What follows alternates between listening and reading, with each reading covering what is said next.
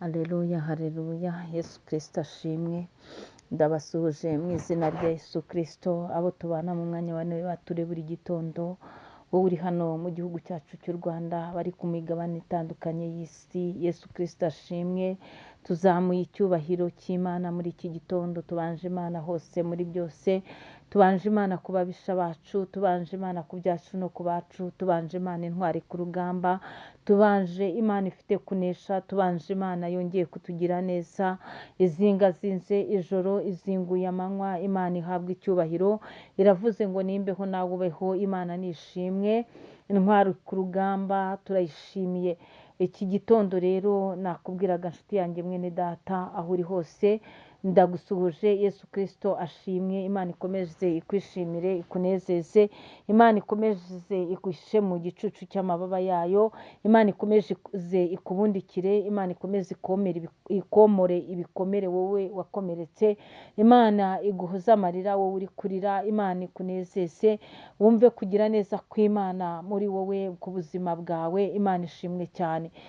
Iki gitondo tubanje Imana turayishimiye, tuyishimiye iby'iminsi yatambutse yakoze nk'intwari ku rugamba, tuyiragije n'ibiri imbere. Imana ishimwe. Imana izahakubere nanjye izahambere, kandi dukomeze kuba mu kw'Imana. Imana ishimwe.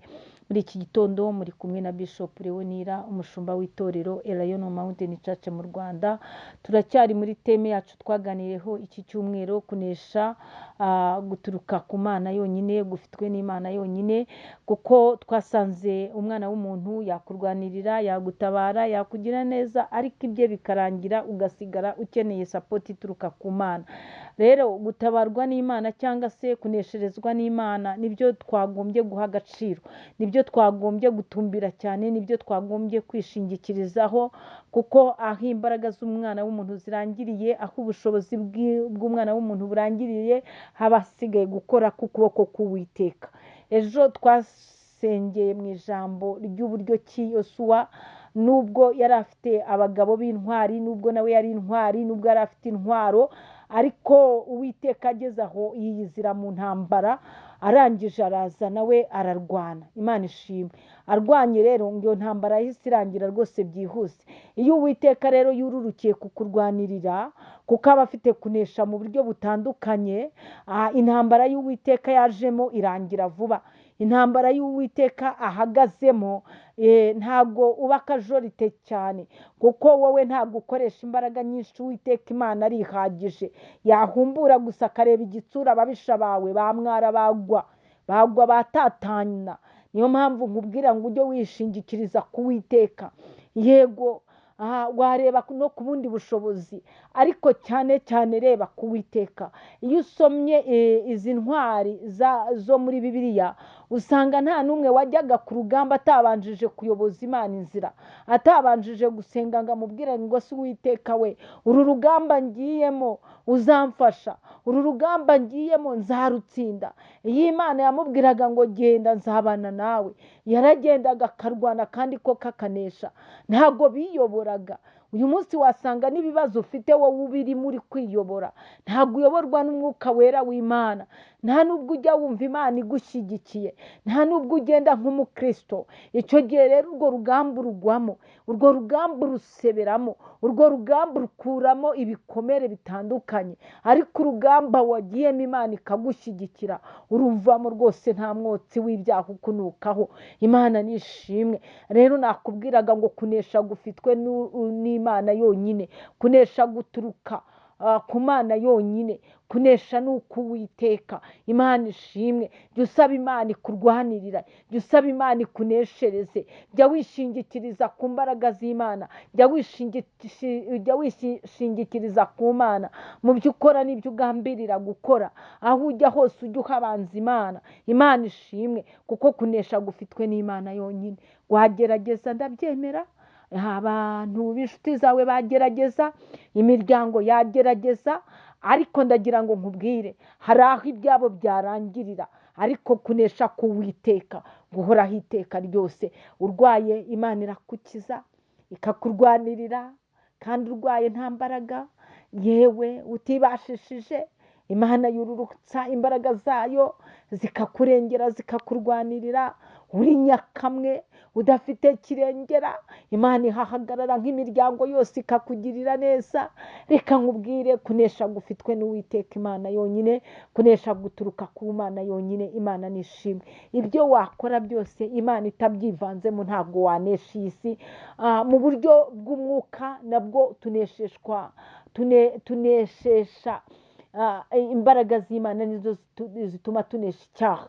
Udafite umwuka wera muri wowe ntabwo wanesha ibyaha biba byizingirira kuri wowe. Ariko iyo wakiriye Yesu Kristo nk'umwami n'umukiza wawe, ukabwira mwuka wera ngo ngwino uture muri nge, mwuka wera ngwino ube mu mutima wanjye, mwuka wera ngwino ukontorore uyu mubiri, burya Imana, imbaraga z'Imana zirakuneshereza. Kunesha rero guturuka ku Mana yonyine.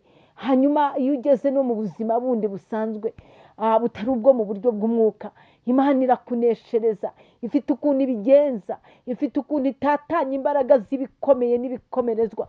Imana ifite ukuntu ikubita hasi ibyishyira hejuru. Imana ifite ukuntu irwana bucece ukabibona wowe bigutunguye.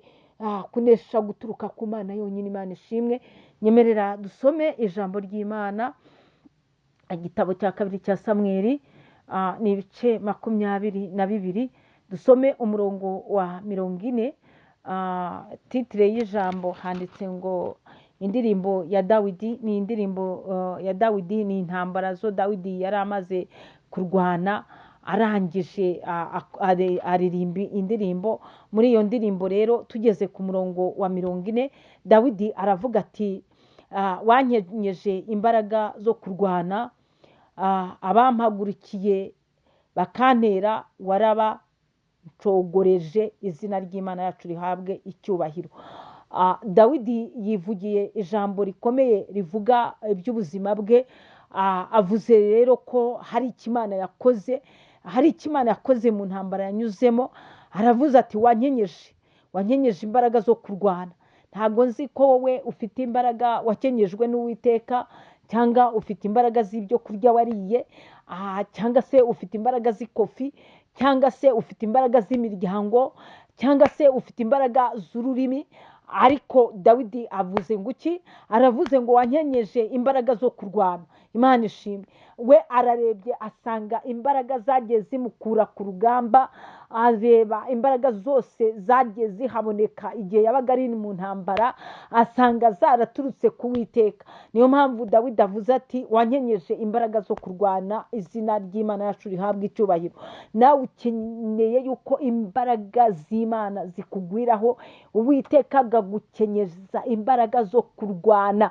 Icyambere ukarwanya ibyaha muri wowe, imbaraga z'Imana zikarwanya ibyaha, imbaraga z'Imana zikarwanya ibyaha byiruba muri wowe, imbaraga z'Imana zikarwanya ibyaha by'imijinya, ibyaha byo kwifuriza bagenzi bawe ibibi. Dawidi aravuze ngo wankenyeje imbaraga zo kurwana. Ese wowe urifuza imbaraga zo kurwana? Ni iki? Iza mbere wari ukwiye kwifuza ni imbaraga zo kurwana n'ibyaha. Umuririmbyi yuzuye umwuka wera haravuga ngo mu ntambara ndasana n'ibyaha, ngo ariko ngo mfite umugaba, ni umwami Yesu Kristo. Haleluya. Nituba hamwe nzahoranesha. Imana ishimwe. Ngo wankenyeje imbaraga zo kurwana. Ukeneye imbaraga ziturutse ku Mana, kuko kunesha guturuka ku Mana yonyine. Imana ishimwe. Dawidi arakomeje avuga neza ngo abampagurukiye bakantera warabancogoreje. Imana ishimwe. Nongeye kukwingingira Imana muri iki gitondo cya nibature, kugira ngo abaguhagurukiye bajya bagutera, bakagutera n'ubwoba. Abaguhagurukira buri munsi, amaboko aguhagurukira, indimi ziguhagurukira, ibitero mu buryo bw'umwuka biturutse kwa Satani n'abadayimoni bijya bihagurukira kugutera. Uwiteka akora ikintu kidasanzwe, abagucogoreze mu izina rya Yesu.